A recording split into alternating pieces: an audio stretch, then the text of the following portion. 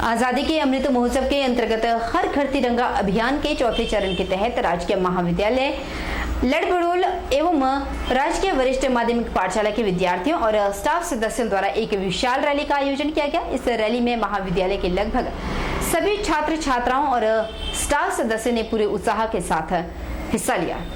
इस दौरान सभी विद्यार्थियों ने पूरे जोश के साथ भारत के राष्ट्रीय ध्वज तिरंगे के प्रति सम्मान दर्शाते हुए नारे लगाए। इस अभियान में स्थानीय लोगों की भागीदारी सुनिश्चित करना और उन्हें इस उपलक्ष्य पर राष्ट्रीय एकता की भावना के प्रति प्रेरित करना इस रैली का मुख्य उद्देश्य रहा। इस मौके पर डॉक्टर मुनीश ठाकुर ने कहा कि समाज में आपसी भाईचारे, सद्भावना और राष्ट्रवाद की भावना जागृत करना देश के बेहतर वर्तमान और भविष्य के लिए आवश्यक शर्त है। उन्होंने यह भी कहा कि इस अभियान के तहत आयोजित समस्त गतिविधियों के पीछे का विचार लोगों के दिलों में देशभक्ति की भावना जागृत करना और राष्ट्रीय ध्वज के प्रति जागरूकता को बढ़ावा देना है।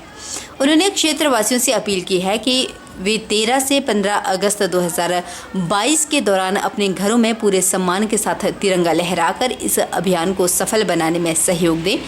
उन्होंने कहा कि इस सफल रैली के आयोजन के लिए सभी हितधारकों और स्थानीय पुलिस विभाग को सहयोग के लिए विशेष धन्यवाद दिया। और कॉलेज के विद्यार्थियों ने, आम जनता ने काफी बढ़ चढ़कर इसमें भाग लिया और ये हमारी तिरंगा रैली जो हमारा आजादी का अमृत महोत्सव है उसको मनाने के लिए ऑर्गेनाइज करी थी। और इसमें हमने लोगों को ये संदेश इसमें यही है कि जो हमारी आज़ादी के हम ये 75वीं वर्षगांठ का ये साल मना रहे हैं, तो ये लोगों को बताने के लिए भी कि आज़ादी के मायने क्या हैं और इस आज़ादी के लिए जो हमारे स्वतंत्रता सेनानी और जितने भी हमारे लोगों ने कुर्बानियां दी हैं और इस तिरंगे को कभी झुकने नहीं दिया। तो यही इसका औचित्य है इस रैली का कि हम लोगों तक ये संदेश पहुंचाएं कि आप इस जितने भी हमारे प्रदेशवासी हैं, इसमें देशवासी हैं, कि इस तिरंगे के लिए हम इसको कभी झुकने ना दें, इसकी आन बान शान हमेशा बनाए रखें। और हर, चाहे छोटे बच्चे हों चाहे बुजुर्ग हों, हम सभी एक डोर से बंधे हैं। वो डोर है ये तिरंगा, जिसके नीचे हम सभी अच्छा फल फूल रहे हैं और हमारा देश आगे बढ़ रहा है। भारी बरसात के कारण नेशनल हाईवे 21 पंडोह के नजदीक गांव संभल के केएमसी कंपनी द्वारा सड़क के किनारे डंगा लगाया गया था। भारी बारिश होने के बाद स्थानीय निवासी मनोज कुमार के घर के ऊपर ये डंगा गिर गया। मनोज कुमार ने बताया कि केएमसी कंपनी द्वारा पहले यह डंगा लगाया गया था ताकि घर को किसी भी तरह का कोई नुकसान ना पहुंच पाए। भारी बरसात होने के बाद अब ये डंगा पूरी तरह से उनके घर के छत के ऊपर और बाथरूम के ऊपर गिर चुका है। उन्हें काफी नुकसान हुआ है। मनोज ने कहा कि कंपनी वालों को इसके बारे में अवगत भी करवाया गया, लेकिन अभी तक यहाँ उनकी ओर से कोई भी नहीं आया। मनोज ने प्रशासन से मांग की है कि इसकी तुरंत कार्रवाई की जाए और तुरंत ये डंगा लगाया जाए। जो आज हूँ, ये केएमसी ने जो डंगा लगाया था रोड के लिए, जो आज भारी बरसात के कारण गिर गया और मेरे टॉयलेट को इससे खतरा है और मेरे मकान को भी इससे बहुत ज्यादा खतरा है। कंपनी के कर्मचारियों से संपर्क किया गया तो अभी तक कोई भी जवाब नहीं आया है। ये सवेरे 10 बजे मैंने फोन किया था और ये सवेरे 10 बजे ये डंगा गिर गया है। घर में छोटे छोटे बच्चे हैं, बुजुर्ग हैं, तो मेरी कोई भी नहीं सुन रहा है। हिमाचल प्रदेश में पंचायती राज प्रकोष्ठ में पंच परमेश्वर भाजपा के वोटर हैं जो प्रदेश में आने वाले विधानसभा चुनाव में सरकार को रिपीट करने में अपनी अहम भूमिका निभाएंगे। यह बात मंडी जिला के धर्मपुर में प्रदेश मीडिया सह प्रभारी रजत ठाकुर ने धर्मपुर मंडल के पंच परमेश्वर सम्मेलन को संबोधित करते हुए कही। इसके साथ ही उन्होंने मौजूद पंच परमेश्वरों को आगामी चुनावों को लेकर अहम टिप्स भी दिए। रजत ठाकुर ने कहा कि वार्ड पंच का चुनाव सबसे कठिन चुनाव होता है, जिसमें एक एक वोट की जोड़ तोड़ होने के बाद वार्ड सदस्य जीतता है। उन्होंने कहा कि धर्मपुर में करीब 350 वार्ड सदस्य हैं, जिनमें से भाजपा के 250 से ज्यादा वार्ड सदस्य जीतकर पंचायत पहुंचे। उन्होंने पंच परमेश्वर ग्रास रूट से जुड़ा हुआ पद है और सभी ने अभी तक बेहतर कार्य किया। रजत ने कहा कि आने वाले समय में प्रदेश में भारतीय जनता पार्टी की सरकार को रिपीट करने में अपनी अहम भूमिका निभाएंगे।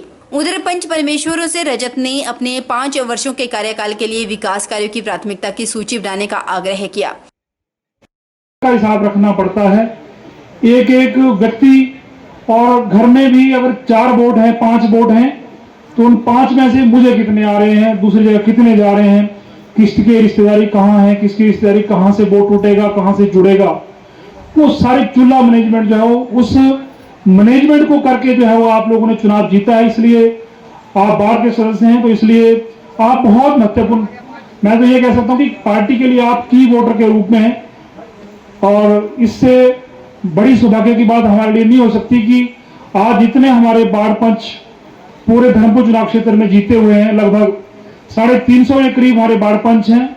उन 350 के वार्ड पंचों के में से लगभग 250 से ज्यादा जो है वो आज भारतीय जनता पार्टी के कार्यकर्ता जो है वो वार्ड पंच बने हैं। वहाँ चले प्रदेश कांग्रेस कमेटी के महासचिव एवं पूर्व विधायक बंबर ठाकुर ने एम्स में लोकल से अन्याय कर बाहरी लोगों की भर्ती किए जाने को लेकर सवाल उठाए।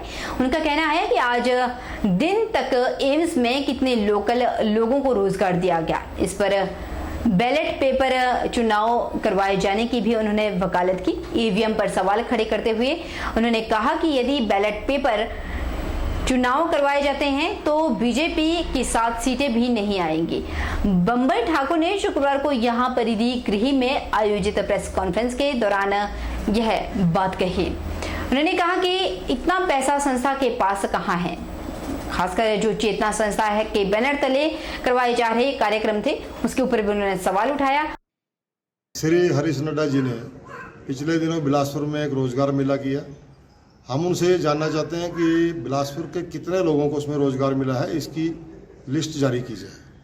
और वो पिछले दिनों जैसे मुख्यमंत्री एम्स में जाते हैं ऐसे एम्स में गए और एम्स अथॉरिटी ने भी अपनी शक्तियों का दुरुपयोग करते हुए नड्डा जी के बेटे को प्रोटोकॉल प्रदान किया जैसा कि मुख्यमंत्री को प्रदान करते हैं। लेकिन मैं उनसे ये जानना चाहूँगा कि जब आप वहाँ निरीक्षण करने गए एम्स में तो क्या आपने देखा कि गुजरात के लोगों को वहाँ पे नौकरी दी जा रही है, इवन सफाई कर्मचारी भी गुजरात के बंदे रखे जा रहे हैं।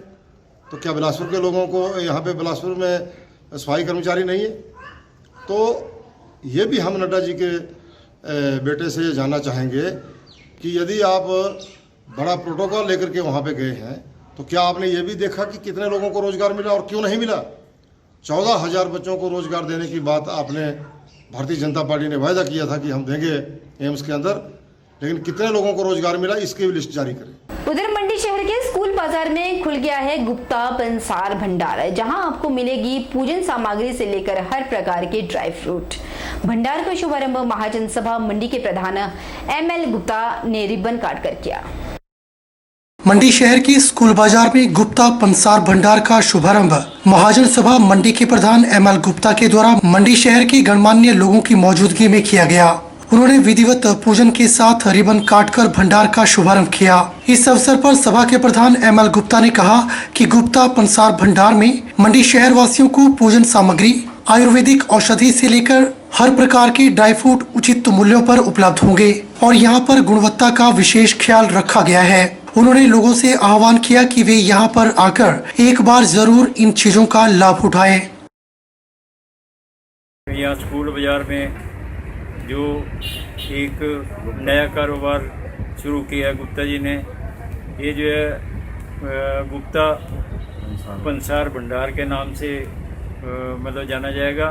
तो इसमें जो है ये दुकान तो बहुत प्राचीन से है, पर इसमें अभी जो है जो इन्होंने जो है काम शुरू किया हुआ है, ये जो है पंसार का जो है काम शुरू किया हुआ है। इसमें जो है पंसारियों के जैसे जो है पूजा का सामान और जो है ड्राई फ्रूट्स और इसके साथ जो है और जो भी सामग्री जो है जो चीज़ें होती है जैसे जो है आयुर्वेदिक दवाइयाँ, ये सारी चीज़ें जो है यहाँ पे उपलब्ध होंगी। और मेरा जो है लोगों से, हमारे साथियों से ये जो है विनम्र जो है ये रहेगा कि भाई ज़्यादा से ज़्यादा लोग यहाँ पे आएँ और ज़्यादा से ज़्यादा सामान जो है यहाँ से ख़रीदें। और ये जो है मतलब इनकी जो कीमत भी जो है बिल्कुल जो है जेन्युइन होगी। इसमें जैसे जो है कोई ज़्यादा मुनाफा नहीं लिया जाएगा, ताकि इनको जो है ज़्यादा से ज़्यादा जो है फ़ायदा हो।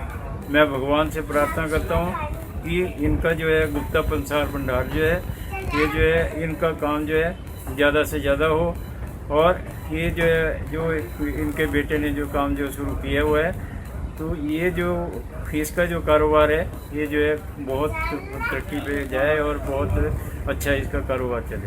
बहरहाल बुलेटिन में इतना ही। आप हमारे साथ लाइव जुड़ने के लिए HHP न्यूज़ 24/7 पेज पर जाए, फेसबुक पेज पर जाए, आप हमें लाइक करें, शेयर करें, फॉलो करें और अपनी राय हम तक जरूर पहुंचाएं। बहरहाल इतना ही, नमस्कार।